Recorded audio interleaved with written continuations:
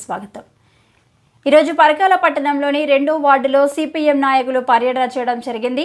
CPM Parakala పట్టణ కార్యదర్శి బొచ్చు కళ్యాణ్ మాట్లాడుతూ గత ప్రభుత్వం 2వ వార్డులో రోడ్డు కోసం కంకర పోయడం జరిగిందని వారు పట్టించుకోలేదు.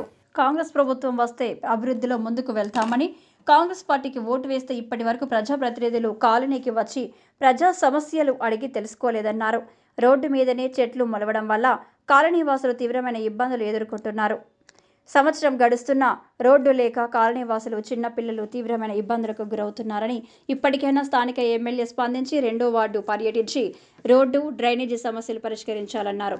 అదేవిధంగా పరకాల పట్టణంలో ఎవరైతే ఇండ్లు లేక ఉన్నారో వారికి ఇందిరమ్మ ఇల్లు మంజూరు చేయాలన్నారు. ఈ కార్యక్రమంలో సిపిఎం పార్టీ నాయకులు మడికొండ ప్రశాంత్, బొజ్జ హేమంత్, కోగిల సాయి తేజ, బొచ్చు కిరణ్, శివ పాల్గొన్నారు.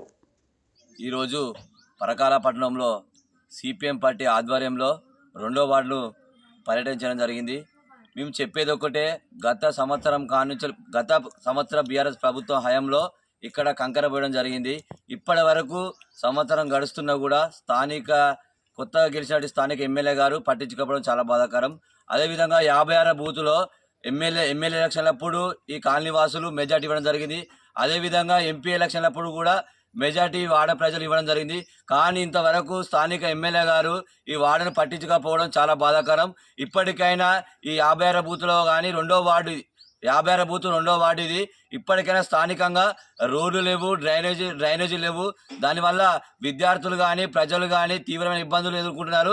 స్థానిక ఎమ్మెల్యే గారు కానీ స్థానిక కమిషనర్ కానీ ఇంతవరకు ఈ వాడకచ్చి చూడలేకపోయారు.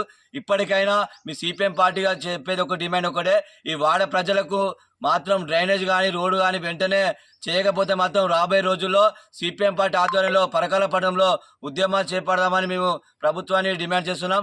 నా పేరు బొచ్చు కళ్యాణ్, మీ సిపిఎం పార్టీ పరకాల పట్టణ కార్యదర్శి.